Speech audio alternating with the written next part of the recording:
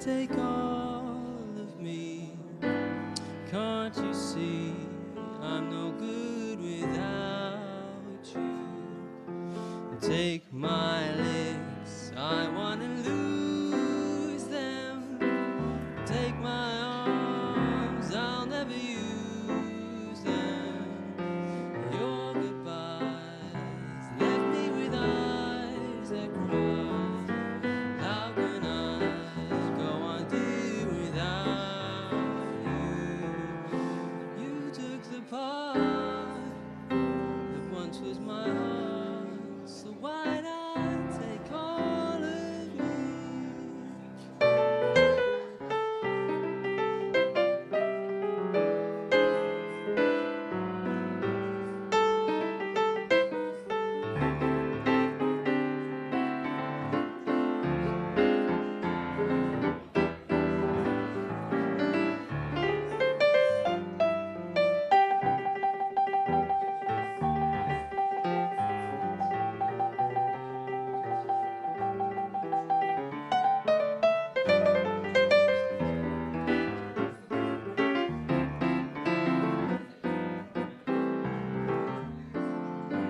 All of me, why not take all of me?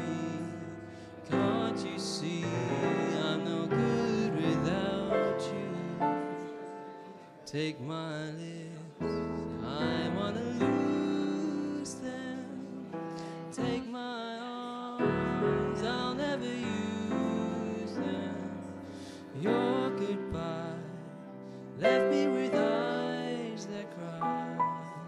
How can I go on, dear, without you? You took the best, so why not take the rest? 'Cause baby, take all of me.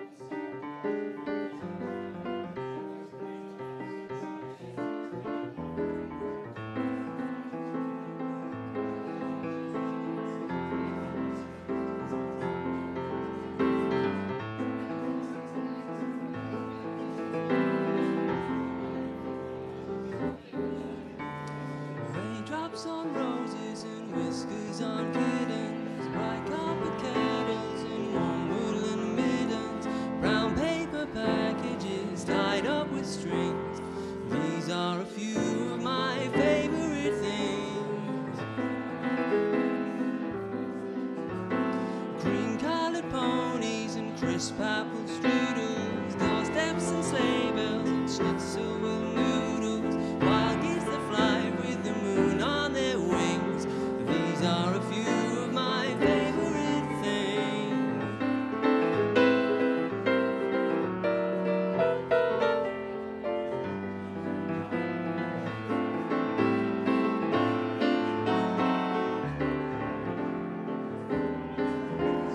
Girls in white dresses with blue satin sashes, snowflakes that stay on my nose and eyelashes, silver white winters that melt into spring.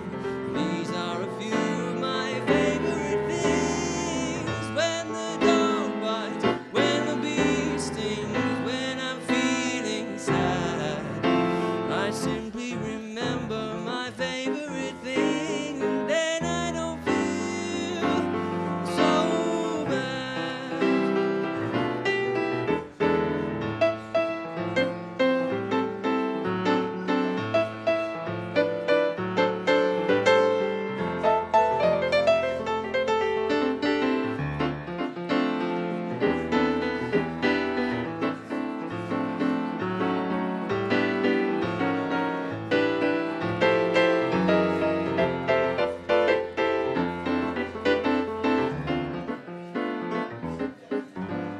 Raindrops on roses and whiskers on kittens, bright copper kettles and warm woolen mittens, brown paper packages tied up with strings.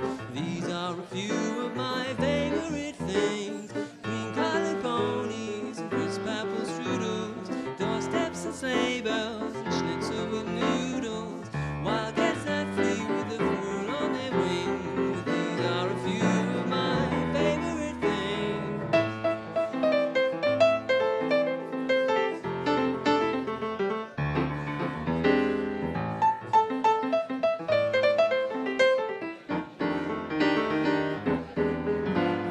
Girls in white dresses with blue satin sashes, snowflakes that stay on my nose and eyelashes, silver white winters that melt into spring. These are a few of my favorite things. When the dog bites, when the bee stings, when I'm feeling sad, I simply remember my favorite things. And then I don't feel so bad.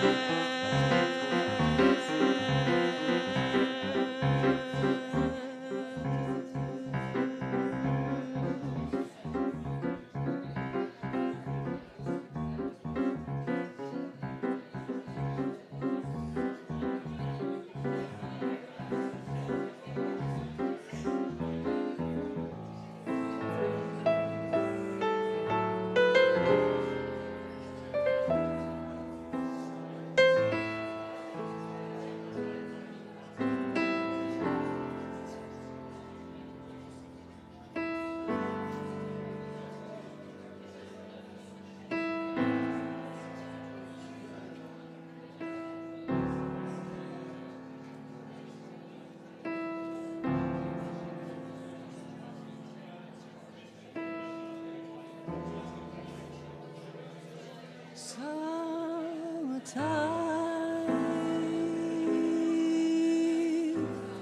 and the living is easy.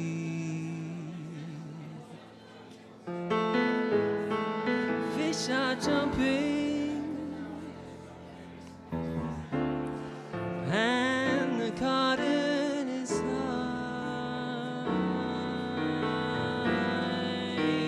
Ooh, your daddy's rich. Ooh, and your mom is good looking. So hush, little baby, don't you cry.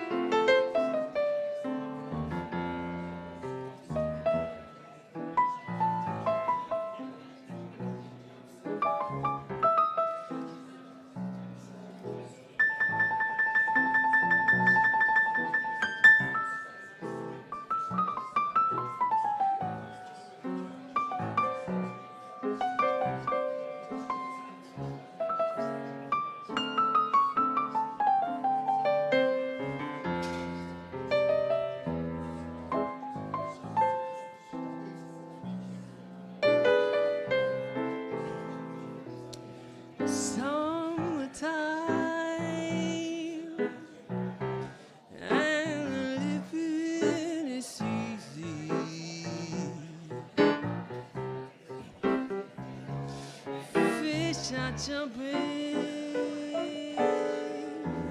and the cotton is high. Ooh, your daddy's rich and your mommy's good looking.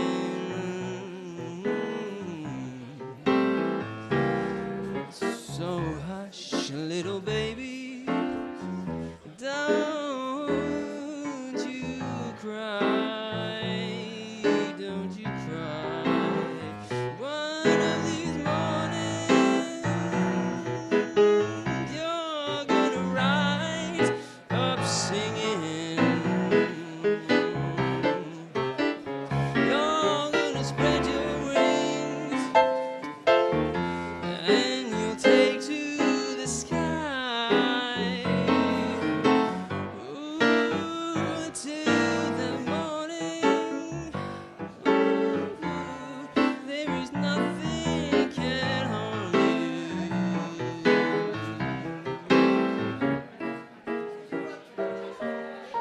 With daddy and mommy standing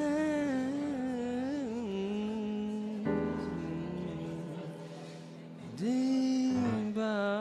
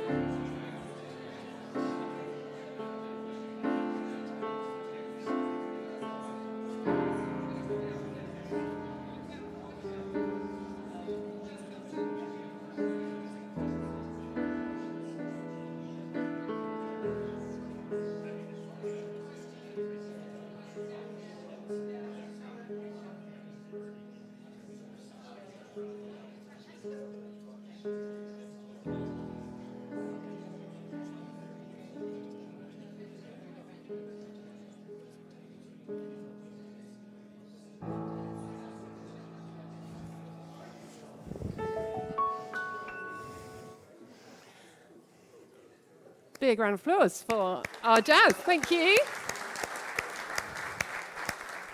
Thank you.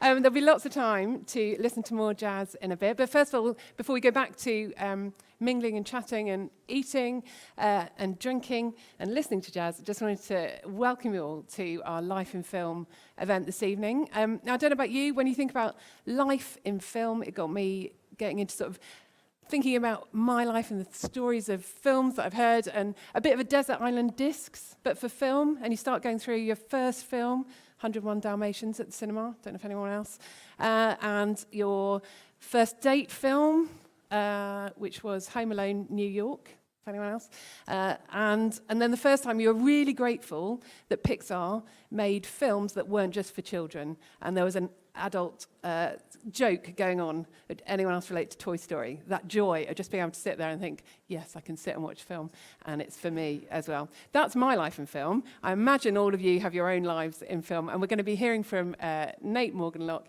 in a bit about his life in film, the stories he tells, the films he makes, and we're going to watch a few of those films, or maybe not a few, but a couple, and talk about those and explore the meaning of life maybe through storytelling and film. Tonight is part of a series of events across Norfolk where we've been asking the big questions of life and exploring them in different ways and getting people to think and ask questions. And that's what we really want people to do tonight, and just think about what the meaning of life is all about. It's also part of a national series of events. And I say that partly because there's a chap wandering around with a camera tonight, and he's part of the sort of national Passion for Life. He's filming bits of the event. If you'd really like to not end up on film, then do put your hand up, let him know that you don't want to be filmed, and that's absolutely fine. He assures me he'll be really unobtrusive, so he shouldn't be up in your face with the camera. That, I think, is... Oh, I just need to point out the toilets are downstairs, the fire exits are there. Hopefully we won't need them. And what we're going to do is have a bit more jazz. The drinks are coming back up, so they'll be at the table at the back there. If you want to help yourself, food and drink on your table. And the other thing I just want to point out there are question cards that look a bit like this on your table. It might be you've got a question about how Nate makes films, or you watch film and think, how on earth did he do that with, I assume, a limited budget and everything else, and not the Hollywood resources that we might see. You might have a question about his talk that he gives a bit later. So take the opportunity to write them down, and we'll have a time for questions at the end. I'm going to hand back to Steve. We're going to have a bit more jazz, and then we'll get to know Nate a bit better.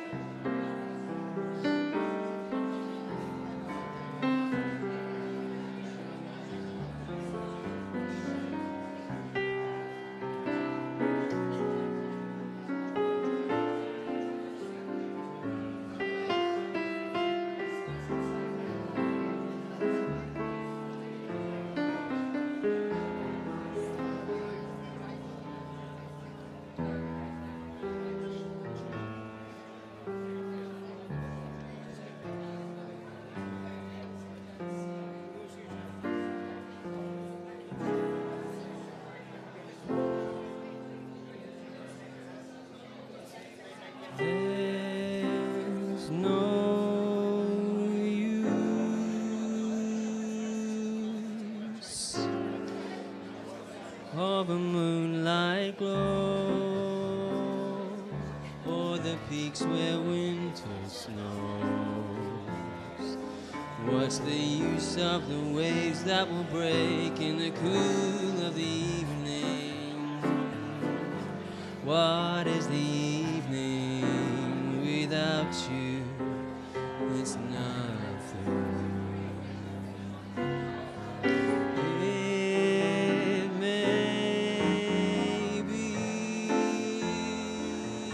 will never come, and if you never come to me, what's the use of my wonderful dreams? Why would they need me? Where could they lead me without you to nowhere?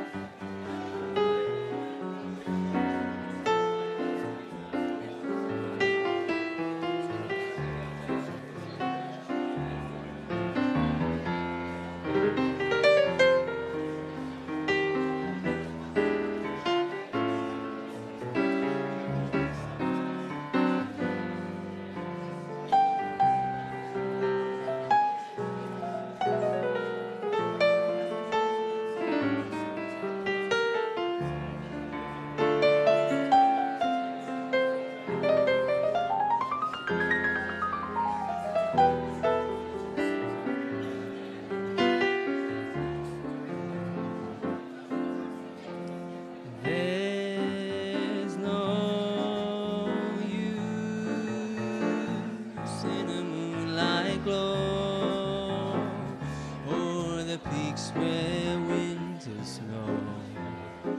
What's the use of the waves that will break in the cool of the evening? What is the evening without you? It's nothing.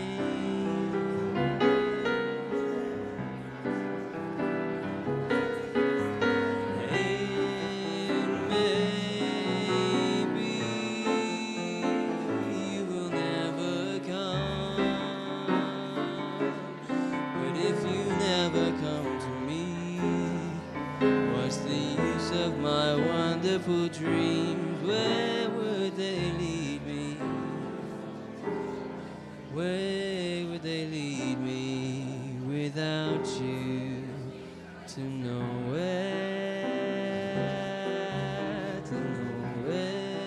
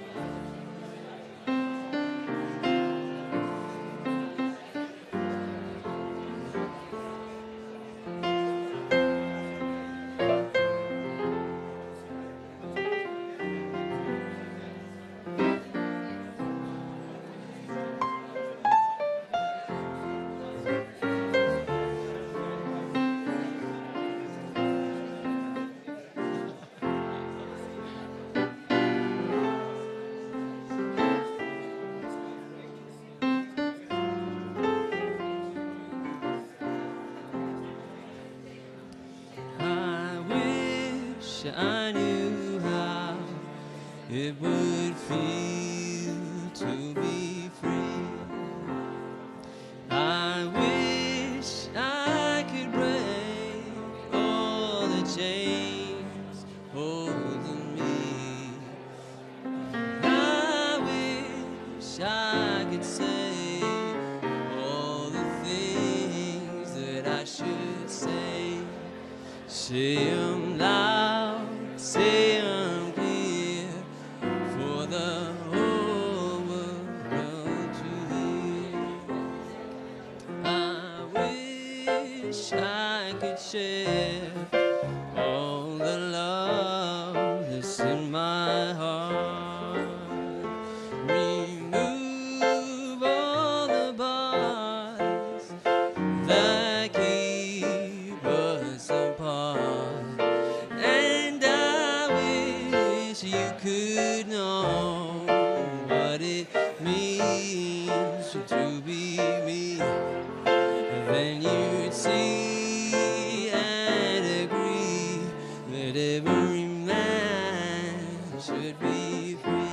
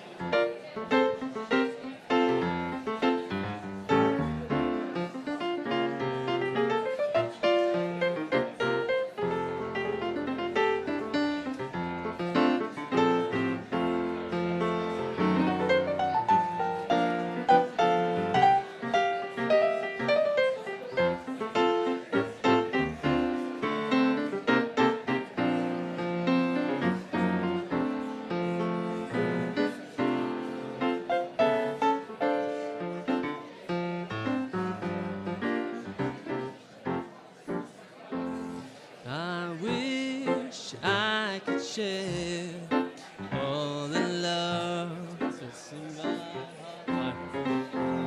Remove all the bars that keep us apart. And I wish you could know what it means to be me. Then you'd see and agree that every man should be free.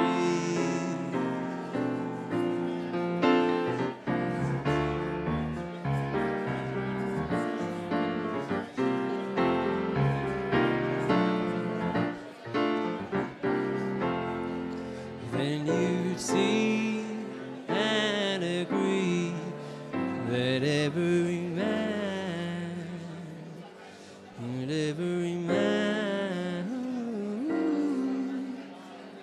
every man should be free.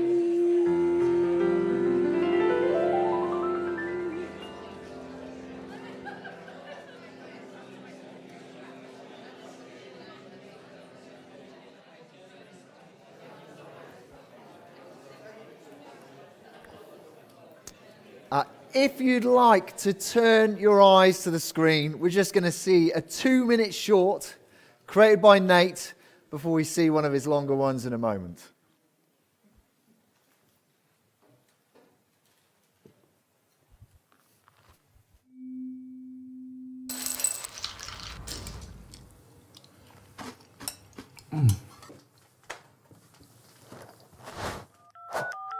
This cereal is delicious.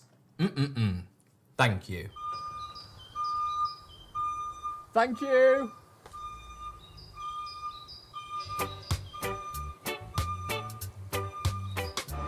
Well, good morning, folks. The 8:15 has been delayed. The 8:15 has been cancelled. Replacement bus services are available. Thank you, guys. Thank you.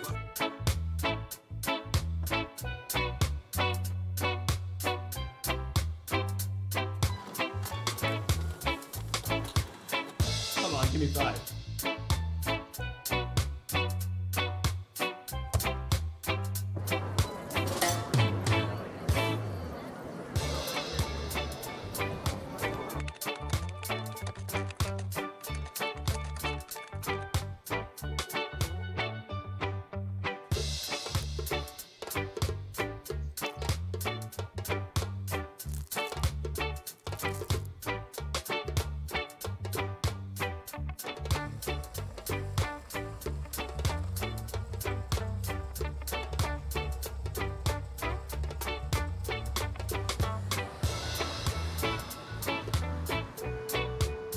Amazing. Great driving.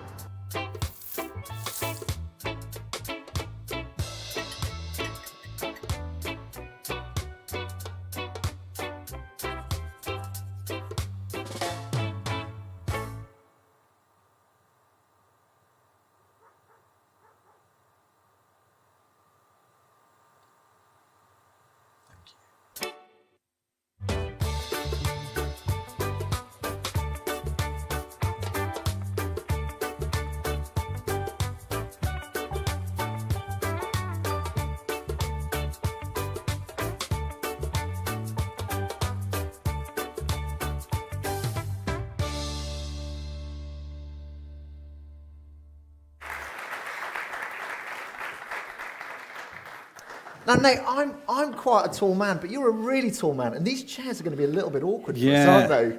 I'm sorry, you're going to get a lot of knee in your face, so I'll try and sort of sit myself back a little bit like that, so I'm not doing this by the end.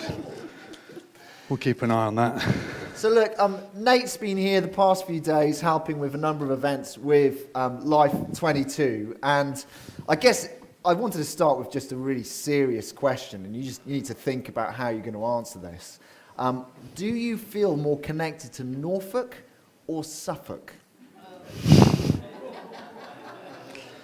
Oh, that's a tough one. I'll go with Answer A. Norfolk. Oh, that's a good Yeah, answer. yeah, thanks, You've actually thanks. had a good afternoon, Thanks. haven't you? I have. Do you know what? I have found a street with some of the best antique shops I've ever been in, just round the corner. It was amazing. I spent about 3 hours just wandering around going, look at all these amazing, cool things. So you've probably all grown tired of them by now, but to a tourist, they were delightful. That's So, great. Yeah. Now, look, Nate, your Twitter profile, you describe yourself like this. Okay, you describe yourself Yeah. as a reformed mythologist, a parallelomaniac, and made in Narnia. What on earth does that mean? Okay. I think they're fairly self-explanatory, to be honest. So, reformed mythologist, that is a moniker I gave to myself because I thought it sums up what you would find if you cut me open. You would find that I'm reformed, that's my theology, and that I'm a mythologist, i.e. I'm obsessed with storytelling. So, reformed, that means I believe that the scriptures teach that salvation is by faith alone, by grace alone, in Christ alone, for the glory of God alone. And mythologist is, it's not even really a word, is it, mythologist? You don't have any other kind of mythologist. But you all know what the word mythology is. And mythos is just the Greek word for story. And we obviously apply it to a very particular kind of story. And but really, you find it in the New Testament, and it refers to any kind of story, really. Fable, fairy tale, folk tale, Marvel Cinematic Universe episode. And so, yeah, so I'm a Christian who is fascinated by stories and storytelling. That's the reformed mythologist part. Parallelomaniac is just a really fun word. It basically means that you see parallels between things all the time. And I'm told that it's sort of a base for jokes or puns. So most dads are probably parallelomaniacs because they're telling bad puns because the word can be understood in two ways, so you're seeing a parallel. So that's that one. Made in Narnia. Right, so Made in Narnia is because my parents' house is called Narnia. So literally I grew up in Narnia, and it's just off the M6 near Stoke-on-Trent. So if you're looking for Narnia, that's where to go. And yeah, I suppose in some ways that explains my background from a Christian family, but a Christian family that engaged with the world around them in terms of literature, philosophy, culture, all that sort of stuff. So yeah, and I thought, it's a Twitter bio. No one's going to read that. I'll never need to defend it. But there we go. Right. You've proven that wrong. That's good. Well, look, so tonight is obviously called Life in Film. And I've got just a few quick fire kind of highbrow questions about film. And if you'd just like to kind of get the thing up on the screen. Here's my first highbrow question about film. Who is the best Batman? So we've got Christian Bale. Right. Michael Keating, 90s. Michael Keaton. Oh, is it Keaton? Yeah, he's not Keating. Okay, some are very Not like different. Ronan Keating. For He him, would life make a is a roller terrible coaster. Batman. Yeah. So Yeah. Robert Pattinson, emo Batman, or Adam West. Ooh. The trouble is, they're all directed by, all the films and shows they're in were directed by different directors. So because the Nolan trilogy is my favorite, I would probably have to go with Christian Bale. And then probably in second place, Michael Keaton. The Tim Burton Batman films were quite cool. But then you haven't included Will Arnett, who plays Lego Batman. Has anyone seen Lego Batman? He's brilliant, yeah. So he's probably the best Batman. Look at that. in my You've view. completely ignored Adam West. I know, but it's... That's maybe fine. I... That's all right. You clearly like your Sorry. films. I mean, that's fine. We Yeah, won't go yeah. there. Next one. Who is the best JB? Okay. James Bond, Jason Bourne, or Jack Bauer? Who's the best JB? Batman. Okay. It's got to be Bond, doesn't it? I mean, the other two are Americans, and they're not, they're not as suave, they're not sophisticated. You couldn't have Jason Bourne or Jack Bauer in a tux, whereas Bond is all about that, isn't he? So there's a lot of similarities between those three, aren't there? Right. It's quite interesting. Yeah, there it We is. could spend several hours on that too. Yeah, So, but we won't. And finally, if you can have any object from one gadget from these three potential options, which one would you have? So the first one is Marty McFly's hoverboard from Back to the Future right. 2, Yeah. which is not so good over water. This one, I tried to find the best Bond gadget that I could find. And so I went for this from The Spy Who Loved Me in 1977. It's the Seiko watch, and it spews out ticker tape with messages from M or Q, whoever it was then. Look at that. Your smartwatch doesn't spin, it doesn't spew out ticker tape, does it? There's no printer attached. It has a little printer. It's a marvel. Or the One Ring to rule them all, which looks pretty. I think that would make you a bit of a nightmare at home. That is a tricky one. I think I'll probably go with the hoverboard. But I think my favourite prop, or the prop that made me, when I watched the film and I just went, I want one of those, was, and the film's already been mentioned, Home Alone 2, Lost in New York, the Talk Boy. You know, he has that thing where he can record himself and he plays it back. I mean, obviously, it's literally just a little recorder. But it just seemed so cool because Macaulay Culkin had it. So, Brilliant. Okay, a lot look, of time so for the props department. just so tell me, when did you first get captured by the magic of film? So my first cinema trip was to see Bambi. That was my first time I ever went to the cinema. But I suppose I was just looking at, you've got cards on your tables with sort of classic films on, sort of posters from classic films. And the one that really caught my eye was just over on that table was Pulp Fiction. And I know it's not really a family movie or anything, but just the way in which a film could do something that nothing else could do, with this kind of marriage of moving pictures and sound, and just tell a story which is all out of sync chronologically. But and I was at that age when I saw that when you just quote films, you go to see it once and then you just know all the lines, and so I'd say probably Pulp Fiction was the first film that I saw that made me go, wow, that would be the coolest thing in the world, to go and make stuff like that. Right. Yeah, So you saw Pulp Fiction, you thought, I'd rather be behind the camera than in front of the camera. Yeah, I mean, I did a lot of theatre when I was a teenager, so around that time I was doing a lot of stage stuff. But no, it wasn't till and I did some stuff in front of the camera, but it did make me think. I'm interested to know how the credits. Why are credits so long? Because it takes so many people to make a film. It's such a big collaborative project. So I insist that my kids watch the credits at the end of every single film we watch. And that's cruel, but I just want us to appreciate how much work went into this, even though we're not going to see these people's names, but just to go, wow, for me to have that 90-minute experience took all those people at some level. So I feel bad cutting the credits on Mr. Thankful now. Because Did you cut? Yeah, I did. I'm sorry. I wasn't we didn't paying watch them attention. all. No, okay, Well, look at that. we're going to watch it again, and we'll stay till the credits. There's only like 2 pages of it, but yeah. So okay.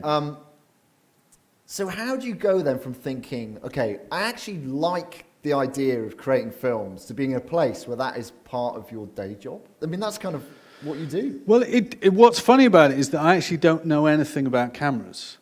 So I literally, if you hand me like anything more than your phone and say, can you just take a picture or whatever, I have no idea what to do.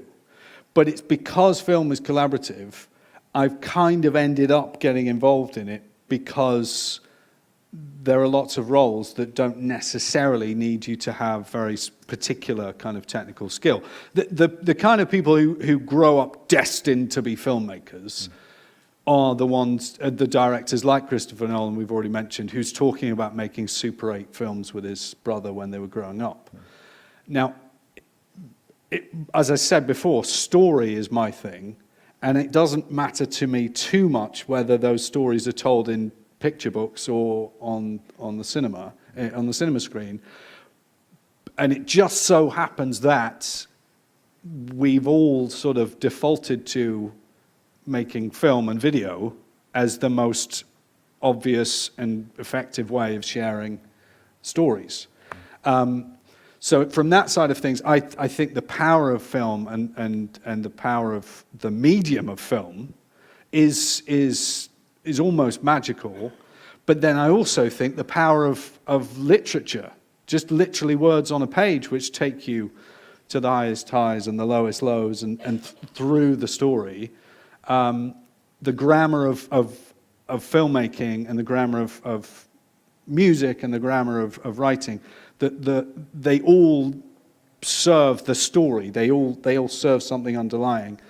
And so because that's my interest has been in that more, I suppose, almost kind of fundamental thing rather than the expression through the medium, that's what has meant that I now spend a lot of time making films. Yeah. Well, look, I think we should watch one of your films. Okay. Or watch another one of your films. Well, and I should say with this one, so Mr. Thankful obviously, wrote it and directed it. But with this one, I was part of a much larger group of people who were pulling it together. And though I was there at every stage from, development to pre-production to production to editing, post-production to distribution, to claim it for myself might be a little bit selfish and a So bit. you played a big false. role in it. Yeah, I played a role. And is there anything you want to say to us before we watch it? What do I want to say? No, I don't, because I want you to I want the film to do the work. So, yeah. Great. That's like that. Got 10 minutes, Yeah. Here we go. It's called It is called Space. Space. I mean, Did you know that? it's a terrible name, isn't it? But it was part of a bigger project, so Yeah. that's my excuse. Anyway, let's just watch it. Yeah, sure. That's good.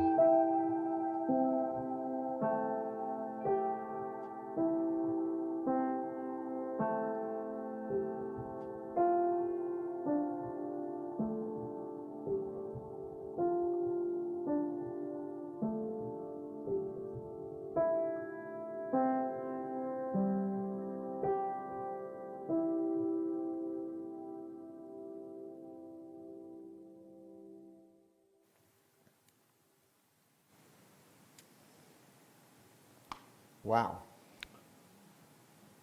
Well, that's the end of the credits. That's the end of the credits. This door. No credits on that one. Look, should we give people a few minutes just to talk about that on their tables? You know, what should they think about? I suppose, obviously, it's not a story told in chronological order, so might be just worth checking in with each other that you've got what you think is a coherent sequence of events. And then I suppose what you think was happening at the end. Yeah, might be good. Okay, let's do that. And if you want to just have a few minutes chatting on your tables, if you want to refill on drinks as well, please do that. Yeah, that'd be good.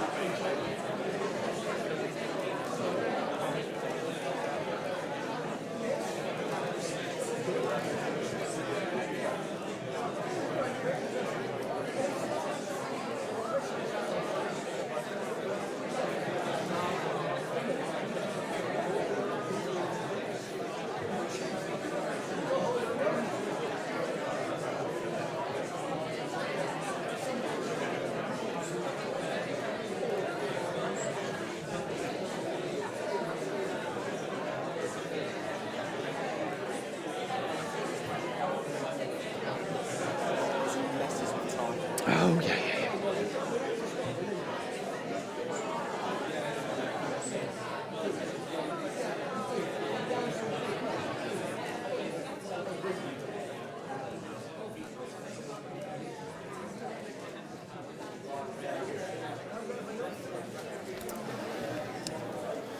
Here we go. Right, I'm back on. You've had a refill. Can I say, if this stuff has come up there and you want to ask Nate that, write it down. You see, there's those question cards. You can write stuff down, and I'll ask Nate about it. Yeah. Or I won't. Hannah will ask you about it a bit later. But I guess there's two aspects of that film, because actually, obviously, it's the meaning, what's going on with it. Yeah. But firstly, I mean, like, how on earth do you do that? Well, I take it, obviously, you didn't fly into space on Richard Branson's, spacecraft to do that. How do you film space on Earth? Well, has anyone heard of the Red Hot Chili Peppers? They had an album called Californication, and one of the lines on that title track said, "Space may be the final frontier, but it's made in a Hollywood basement."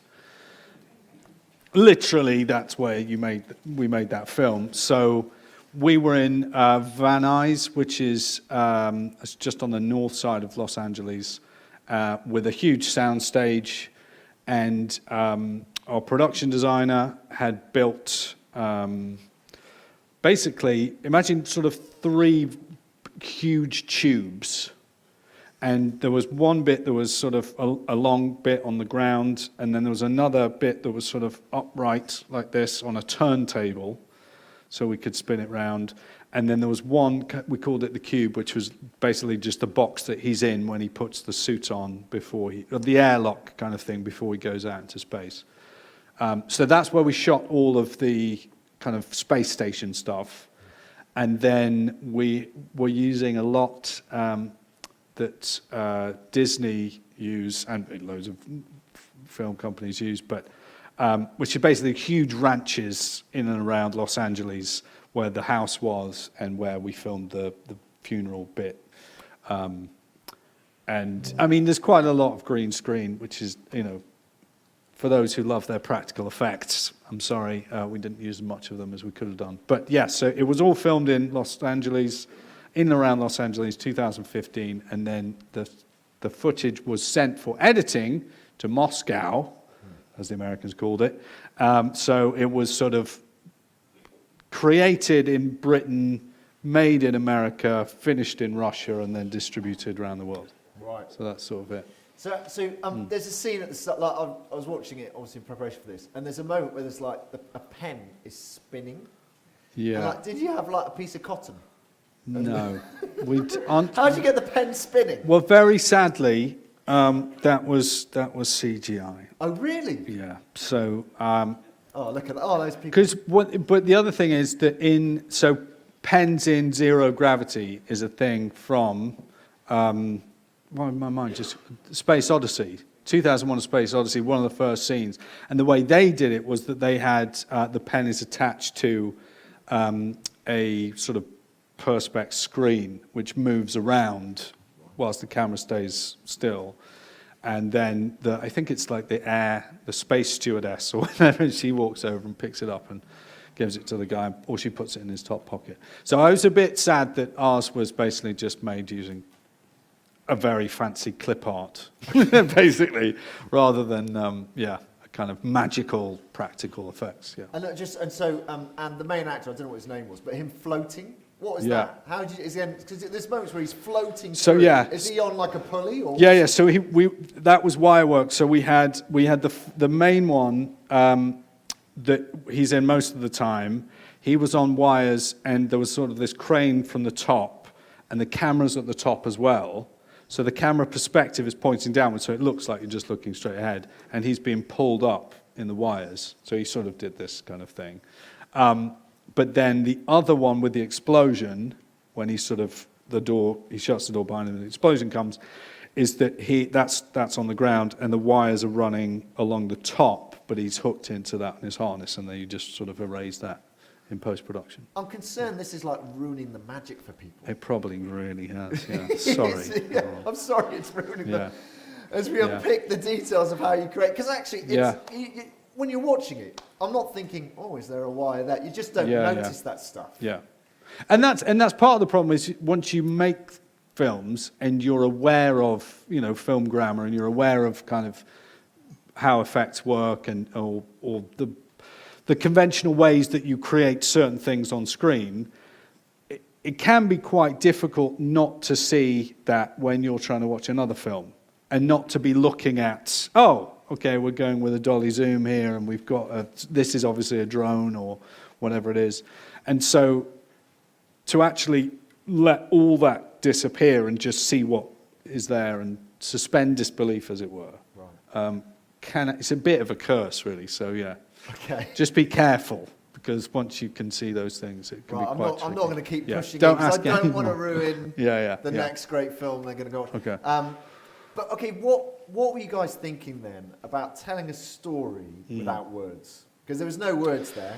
Yeah, well, there are a couple of words, And is that but again, so right at the very beginning, I doubt you picked it up, but that you hear a whisper of a woman's voice saying, "Come home," literally in the first couple of seconds. And then obviously you've got all the breathing, and then you can hear people like, "Captain, are you there?" kind of stuff, all the sort of ground control to Major Tom stuff that's going on. But yeah, I mean, in one sense, I think cinema itself, I mean, literally, cinematography means writing with movement. So cinema is the Greek word for movement. And really, that's what cinema can do that other art forms can't. Like dialogue and words you can have in other things, but really it's the movement of the camera, the movement of what's happening on the screen. So every film, in that sense, is an action film, because the action is happening, it's not static. So in one sense, if you're really being pure about the format or the medium of cinema, then it would be to use moving pictures, movies, and the sounds that go along with that. But also, there's a great rule of filmmaking, which is that 80% of your film should be understandable, even if it was in a foreign language. So the great films, you don't actually need to be able to speak whatever the language the actors are speaking to tell what's going on. And in a way, that is part of what draws you in. And it's why filmmaking which relies too heavily on voiceover or the narrator or dialogue, exposition, right? Someone telling you what's happening, it's actually more boring, because it's like, don't tell me, show me. Like, let me kind of see what's going on for myself, sort of thing. So actually, I mean, it says, when you think about the meaning, I mean, I do just, before I go on to a bit more about the meaning, because it's just how much that costs. I mean, I know how much it costs to make something like that. So I don't actually remember the precise cost for that film, because we were making 7 at the same time. And there was one that we filmed in Japan and one we filmed in India, and they were shot kind of, in different parts of the US as well. Now that whole project, which is 7 10-minute films, what was that, 70 minutes worth of cinema, cost £1 million. But that's the same as one episode of Downton Abbey, just for sort of equivalence. So it is quite an expensive thing. I mean, if you want to write a book, it's a bit cheaper, but if you're going to try to make a movie set in space, then it's going to cost a bit. Yeah. And actually, you can see the 7 films on YouTube. So they're all part of they tie in with a course that enables people to look into the Christian faith called Life Explored, which is a really excellent course that we run here. And but if you plug into YouTube Life Explored, there are all 7 films on there, and you can go back and watch that film again. Mm-hmm. I mean, is it just the meaning? What is going on with the film? I mean, you do get drawn in. You're thinking, right, why is he in space? And you get a bit of his backstory. Yeah. So, part of the reason, I mean, just behind why choose space, right? What is it that setting a film in space is going to do? Because so much of what you initially show people sets the agenda for what they're going to think about the rest of the story. And because it was on this exact same topic, life, we're thinking, well, what single image would help the most people to think life in one go? And for many of us, because of the time we live in, a shot of the Earth from space is about as universal a picture as you can get, just to kind of talk about life. Because we would say, all the living things are in this picture, right? Apart from the person who's taking the picture, presumably. But that's a way that it's kind of shorthand visually to say, let's think about the big questions, the big ideas. And then within the film itself, to think through not just life, but actually think through death. So what is it that he is going through from, during the, for the duration of the story on the space station? There's the time that takes place on the space station, and during that time, he knows he's going to die. This thing's going to blow up. And as he's waiting to die in a way, because he's lying there at the beginning, not really doing anything, as he's waiting to die, he starts to think about the life that he left behind. And the life that he left behind was one which originally was idyllic with his wife and his son, but then they were killed before he went to space. And so then for him to face his own death, in a way, is a homecoming. And in that final scene, they are together again, sort of thing. So that's the kind of I suppose the chronology. I hope most of you sort of got somewhere near that when you were thinking about it. Because when you're watching it, you're with him and you're thinking, we want him to get back to Earth safely. Yeah. We want him to get home. Yeah. But actually it's kind of, you play with our emotions there, and it looks kind of different than we expect. Yeah. As he's careering through the ozone layer. Burning up on re-entry. Yeah. But we slowed it down and we played some piano music so you wouldn't feel so traumatized by that. A lot you can do with slow motion and some, chords. But yeah. Wow. Wow. Well, look, I don't know. I mean, I think people will have more questions than that. Yeah. But that's it. That's it for you. Well, right. Should we? I was just going to do my bit. You're going to do your bit now? Yeah, I'll do a bit of talking about the story. That sounds good. All right. I could do with one of those books you've got in front of you, one of the life books. It's a copy of John's Gospel. If someone could grab me one of those. Thank you very much. So we'll have a little think about this. So you've got one of these just in front of you, and it is one of the 66 books of the Bible. And it's one of the books that talks about Jesus of Nazareth when he was on earth, when he entered this world. And I suppose when we're thinking about, so we'll refer to that in just a moment, but when you think about story, and when you're trying to write a story or tell a story, in lots of ways you're just trying to build a world. So Tolkien talked about this. He said, obviously, he wrote the Lord of the Dance or whatever it was. What did he write? Lord of the Rings. So Tolkien said that there is the primary world that we live in which we're creatures made by a creator. And then, as creatures made in the image of the creator, we make secondary worlds whenever we write a story.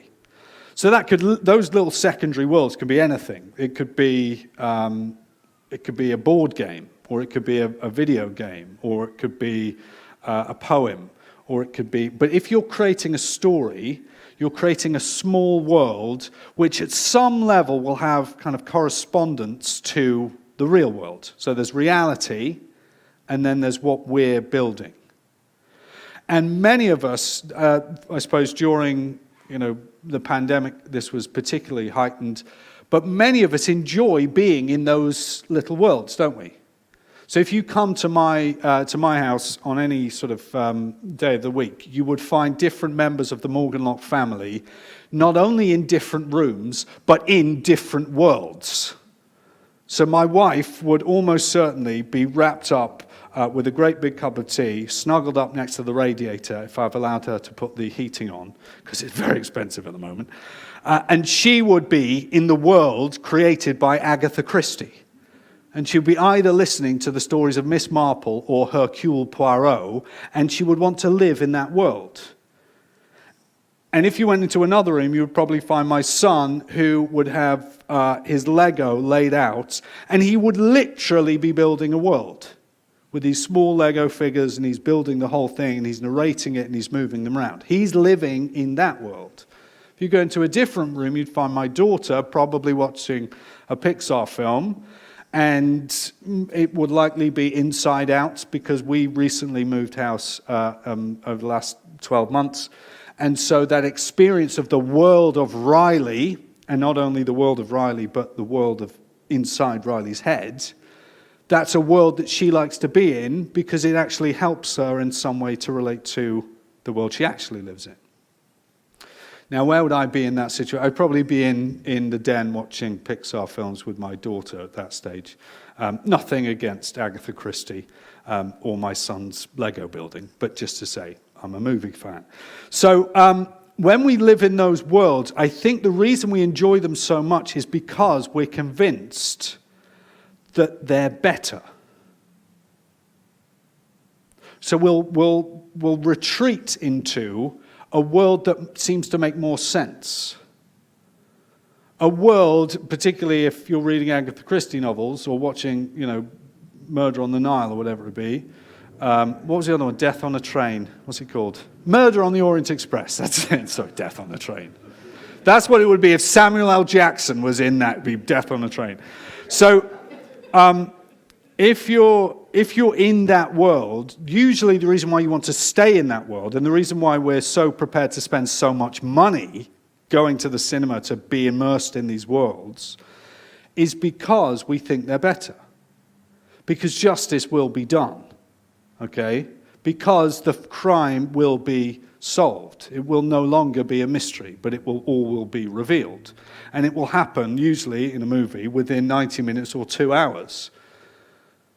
And so we like to be in those worlds because we think that they'll be better than the one we're currently in, which makes almost no sense to most of us most of the time. Because there's far too much of it in a way. We can't comprehend a world on that level. And so we actually like to retreat into these smaller worlds. Well, if Tolkien's right and we are all creatures who become creators when we make these little worlds, it actually means that you and I, whether we're filmmakers or novelists or whatever, or graphic novelists or whatever, we're all making worlds all the time. And I suggest that all of us do it with a 2-letter word. And that is the word if. See, when you use the word if, you are creating an alternate timeline. Right? You're creating a world of possibility, right? If we do this, you say to yourself, then this will happen.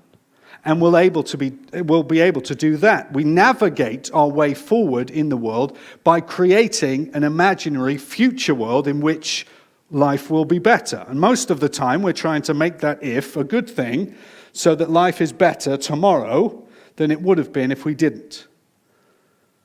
So we use if to create a future world, but also we use it when we're thinking about the things that went on in the past.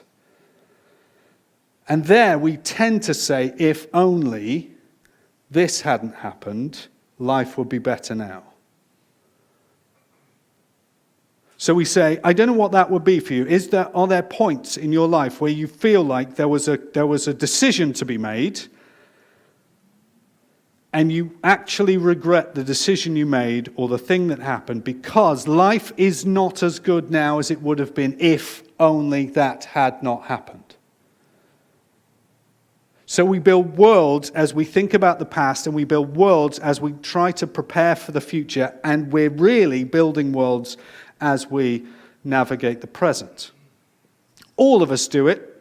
And it only takes a 2-letter word, if.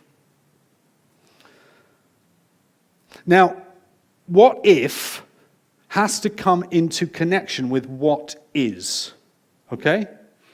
At some point, there needs to be a correlation between the created world, the one we come up with, and reality as we know it to be. And the better stories are the ones which have enough correspondence between the story that we're writing and the story that we actually live in, that we can navigate the real world given what we've learned in the imaginary one. Does that make sense? I hope it does. And I hope you can see that film, as I say, I'm not really talking too much about films at the moment, but film is simply the best way we've found for telling those stories. The most immersive way we've found for telling those stories. Because you can suspend your disbelief and you can enter in that and you believe everything that's going on that screen. And it takes you through from minute 1 through to the end credits, and it moves you through the story. But as I say, what if has to, at some level, relate to what is. And that's where we come to this book. So if you want to just pick that up, you will find that this is a book which talks about the world that is, this world that we live in now, that we're sitting in, eating popcorn and talking about story and storytelling. That's kind of got slightly meta there, didn't it? But anyway, so we're in this world, and this book will tell us what has happened in that world, in our world. And it actually tells us, in fact, we're going to go to the most famous verse in the whole Bible, and you'll find it on page 13. And this is the most famous verse in the whole Bible because it actually sums up, in a way, better than many other parts of the Bible, what the whole Bible is really doing, the whole story that the Bible is telling. Now I'm going to read that verse, John 3:16, if you weren't sure what that most famous verse in the Bible was. I'm going to read down to the end of that paragraph. And hopefully we can see, as we read through it, how it relates to what I've been talking about so far. John 3:16, "For God so loved the world that he gave his one and only Son, that whoever believes in him shall not perish, but have eternal life. For God did not send his Son into the world to condemn the world, but to save the world through him. Whoever believes in him is not condemned, but whoever does not believe stands condemned already because they have not believed in the name of God's one and only Son. This is the verdict. Light has come into the world, but people loved darkness instead of light because their deeds were evil. Everyone who does evil hates the light and will not come into the light for fear that their deeds will be exposed. But whoever lives by the truth comes into the light, so that it may be seen plainly that what they have done has been done in the sight of God." So hopefully you saw just how many times that passage used the word world. Not to refer to, Middle Earth or the world through the wardrobe, okay? Or to even refer to a long time ago in a galaxy far, far away, but to refer to this world that we live in. And it says to us that this world that we live in is a world which is part of a story in which things have happened which have consequences. And so the world as we know it to be, I said, we retreat into these other worlds because we want to find something better. And that's because we're only too aware of the problems in the world at the moment. If anyone was not convinced by the fact that the world is broken in the Western liberal elite, sort of to think, we can just progress and we'll grow out of death and disease and decay. If anyone was thinking that, the last 3 years have taught them that that is not the case. The pandemic and Russia's invasion of Ukraine have reminded us that we live in a fundamentally broken world. And that world needs to be saved. It needs something drastic to happen. But also, most of us, I think, when we heard those verses from verse 19, this is the verdict: light has come into the world, but people loved darkness instead of light because their deeds were evil. Most of us will have, if we are aware enough as adults, we know that's true. We know that light, okay, is in some ways quite nice to be in, right? People like to draw attention to themselves, particularly when they think they've done something good. But most of us are also very aware that the light exposes us. We don't want to be seen. Have any of you seen Rear Window, the Alfred Hitchcock film? Watched it as part of a film class I was teaching a few years ago. And we looked at Jimmy Stewart, who plays this world-famous travel photographer. And he is incapacitated, he's broken his leg, and so he's forced to sit in his house, and he can't go anywhere. It was an ideal film to watch during the pandemic. And so what does he do? Well, he takes his telescopic lens, and he sits there in his wheelchair, looking out the rear window of his flat, and watching through the windows of all the other people. And he hates them all because they're not as exciting as the things he was going to go and do. But eventually he starts to be drawn into the stories of his neighbors. And then, I won't sort of ruin it, but at one point he is looking through his lens into the window of someone else's house. And the person who is there actually turns at one point and looks straight down the lens of his camera. And at that moment, he shuffles back in his wheelchair to put himself back in the shadows. He was very happy to watch, but he did not want to be seen. And so many of us, we are so conscious of the fact that our deeds are of darkness, and we would not want the record of our life to be on display for everyone to see. Right? You know your character's in a monologue. You know the things that you didn't say. You know the things that you chose not to do.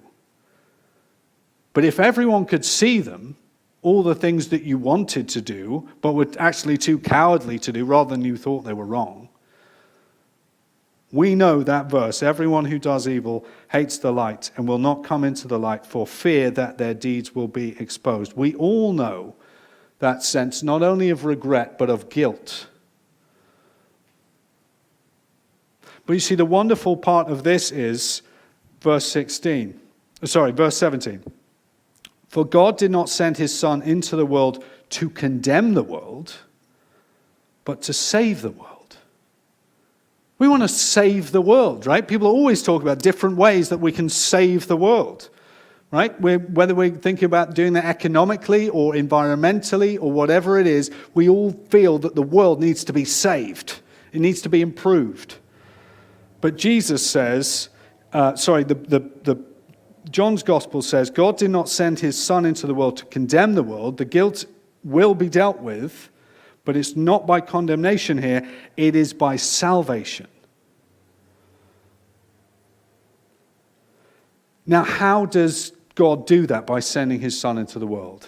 I'm sure you'll be familiar with the concept, but it is by sacrificing himself on the cross.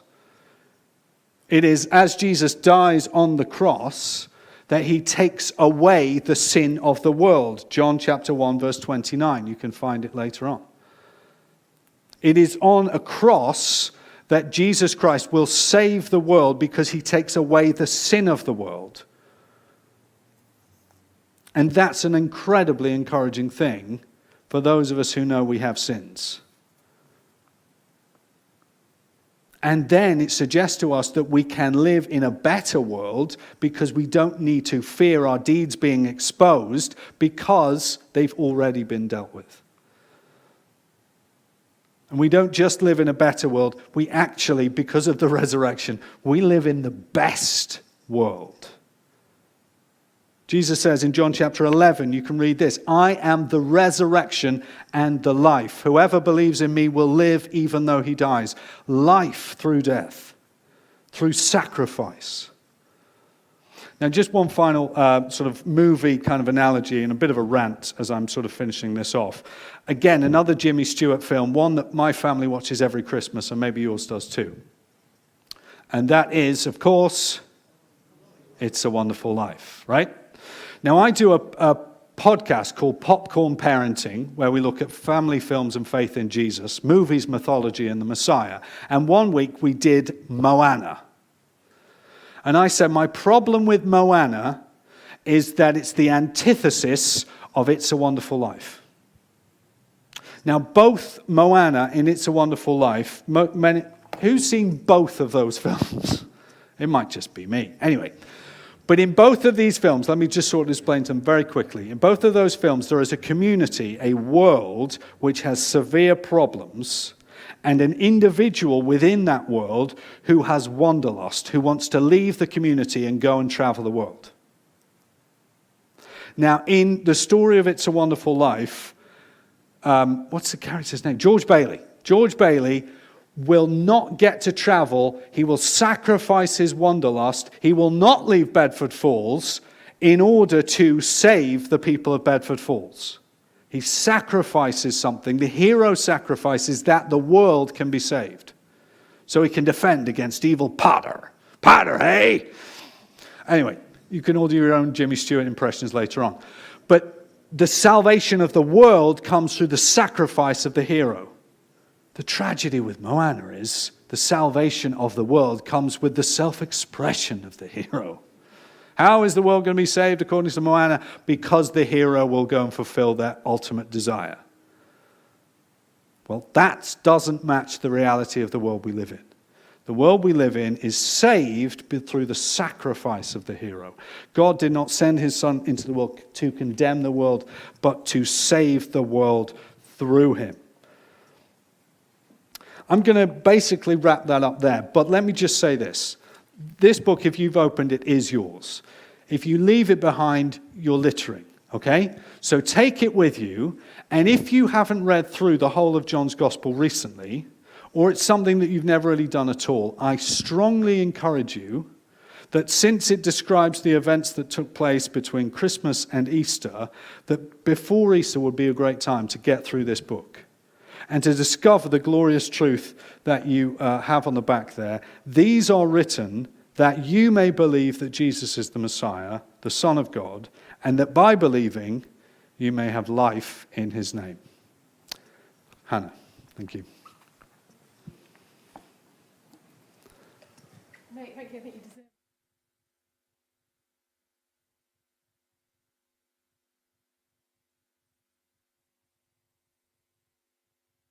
Sometimes questions. I know I've got lots of questions made about how it all fits together.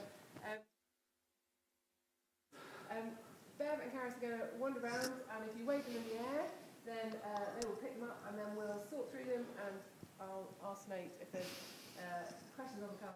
Sorry, I thought it was on. Why not? Hold on. I'll run out of batteries. Can I speak louder?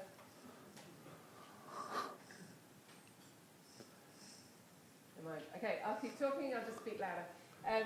So grab a question card. We've got Byron there. While you're doing that, let me just tell you about a couple of things. If you would like to hear more of Nate, this is kind of the end of goodness knows how many talks you've done, so that's fantastic. Here at Surrey Chapel tomorrow, there's another opportunity to hear Nate as it's our Mother's Day service, and he'll be speaking again. If you'd like to come tomorrow morning, you'd be more than welcome. And also, if you're thinking tonight there's just questions going on in your head that they haven't got the chance to answer all of them tonight, thank you. We'll just swap in a moment. Then there's a course, thank you, I'll pop it on in a sec. Let's do a little swap.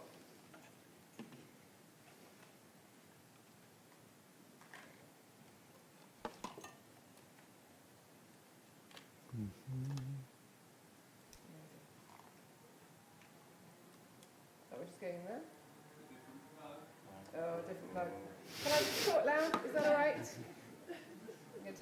around the back there in every professional manner known to man. It's amazing.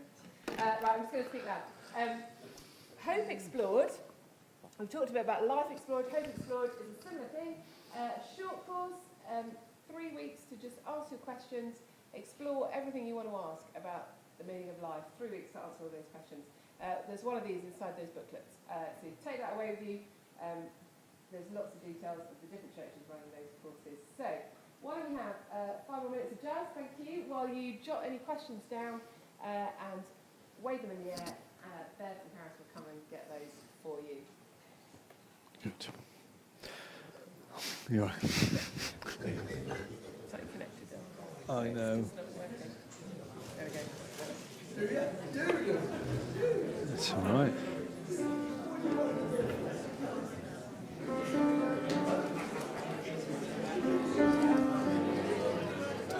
So you're a Toy Story fan? Well, it's yeah. Okay. It was great, I think. Yeah, First yeah. time, that was amazing. Yeah.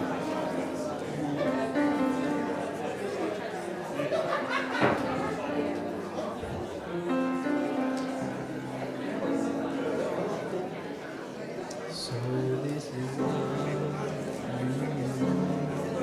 I'm just going to go and get some more water. Do you need anything to drink? You're all right. Okay.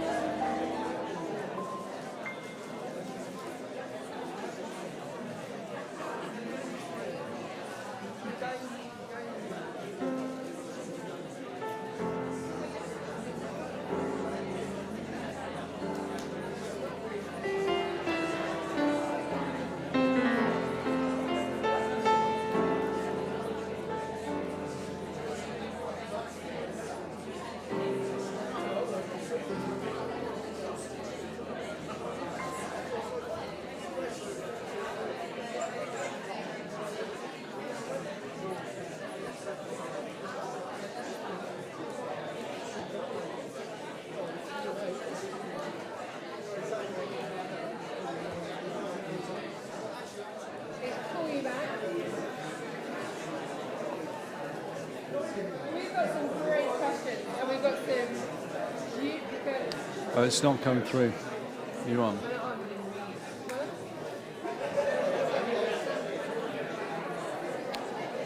Mute. Other power's not on. There you go. Okay. Sorry, mic number 2, but we're there now. I don't think I'd be any good in the film business. Can't even turn a mic on. Thank you for your questions. We've got loads of them, and I'm sure you've all got loads more.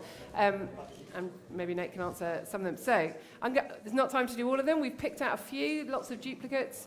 So Nate, first question. Where do you get your inspiration from for making films?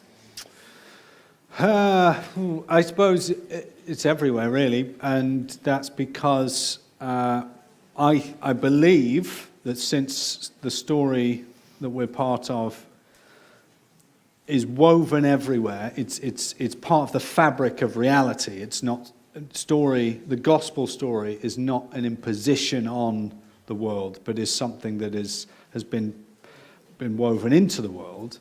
So, in that sense, everything that we can engage with has meaning and value, and therefore is part of some kind of story.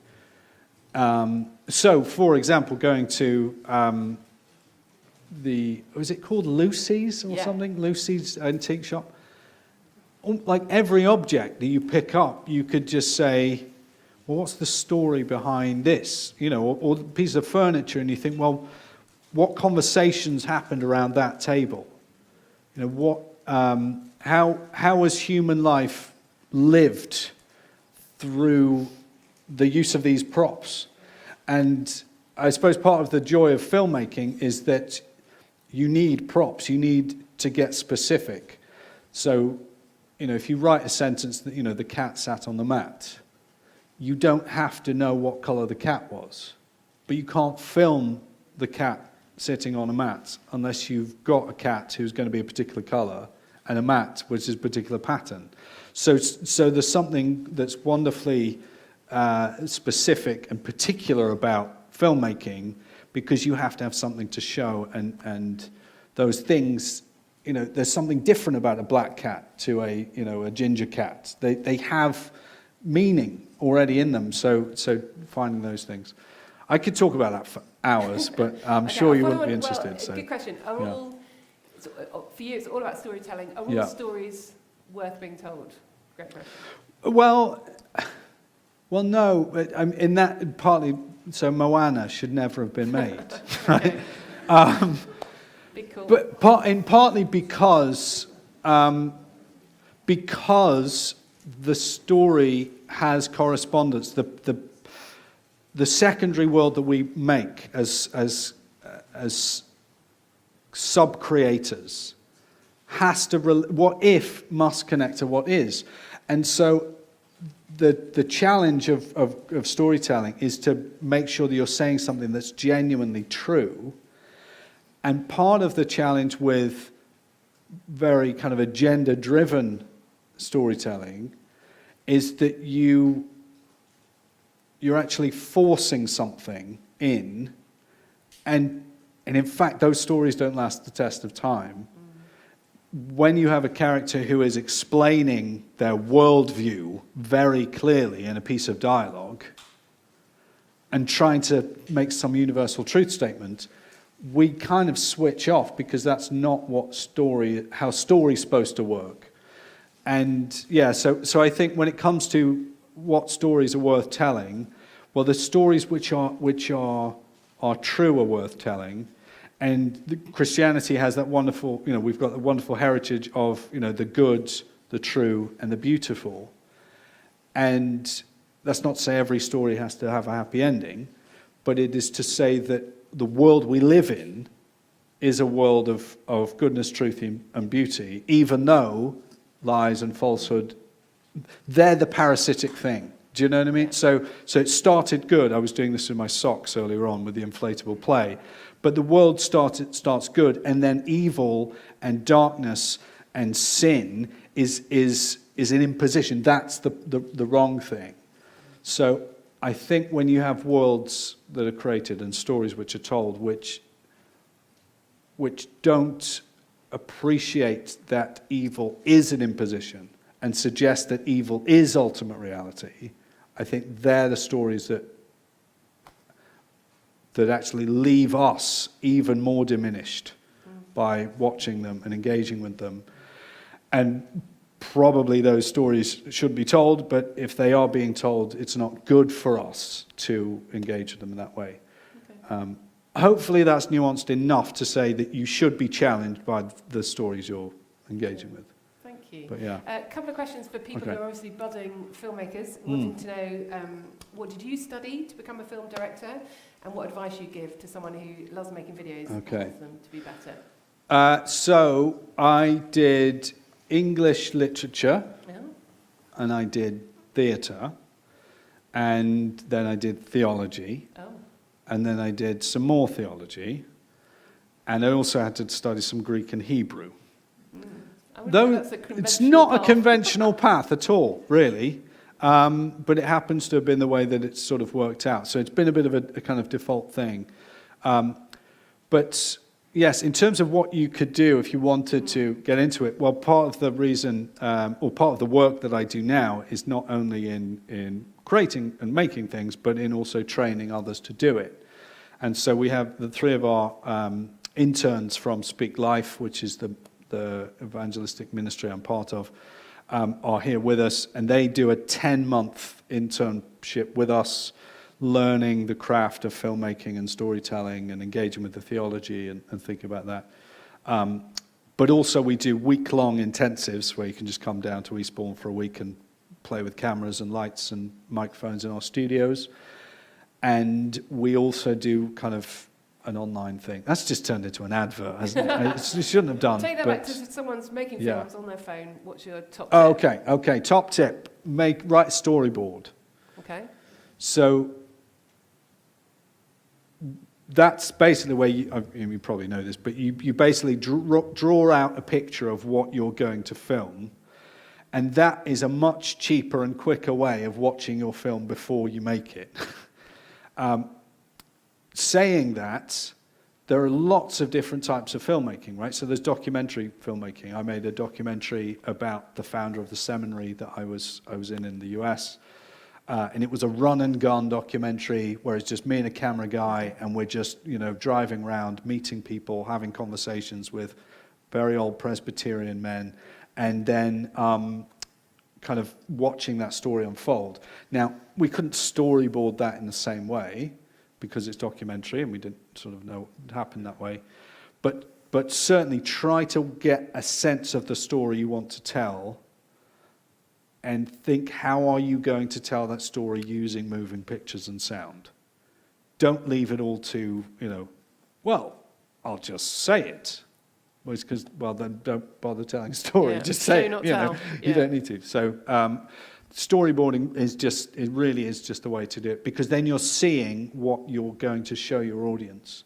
And that way you can see how the pictures are doing the heavy lifting when it comes to the storytelling. Great. What have we got here? Oh, who is the actor in the space film who plays the astronaut? Someone's obviously intrigued. They think they've seen him before. His American actor named Mike Vogel, and you can look him up on IMDb, and he was in a American show called Under the Dome, which I think is based on a Stephen King novel. Okay. But also he was in the film about, I think his name is Lee Strobel, who was who wrote a book. Someone knows who that is in this room, I'm sure. Case for Christ. The Case for Christ. So it's a story about a guy who comes to faith in Jesus despite being a skeptic, and the movie of that story, or of that conversion, stars Mike Vogel as Lee Strobel. Vogel Strobel. Easy to remember. Easy to get confused. Yeah. Brilliant. We're going to finish with a popular question. Okay. What's your favourite film and why? It's the stupidest question. You should never ask anyone that question. Is that because it changes all the time? Exactly. It totally depends. Today, what's your favourite film and why? Yeah. Bambi. Bambi's not a great one for Mother's Day, by the way, so don't put that one. Good point. I'm going to have to say, I can't, just Toy Story. Oh. Yeah, that's you really mentioned it hard. I earlier, did. and I just thought, yeah, I love Toy Story. There's so much going on in Toy Story, and Toy Story 2 and Toy Story 3, and They Toy get Story better. 4 Yeah. should not have been made. Oh, I disagree. They were good. It's, we need Okay, to we'll talk talk more about that. about this because that was a story not worth telling. Thank you. On that bombshell, we're going to finish tonight. Thank you, Nate. Thank It's been you. fascinating. I've learned loads about film, let alone everything else. Thank you for coming. We're going to wrap up now. I'm sure Steve will play us out. Thank you for everyone being involved. Thank you for coming. Don't forget to take bits and pieces with you. Help yourself to another drink. I don't think anyone's rushing off, and I'm sure Nate will have a chat with people if they'd like to ask him any more questions afterwards. Thank you, Steve. Thank you.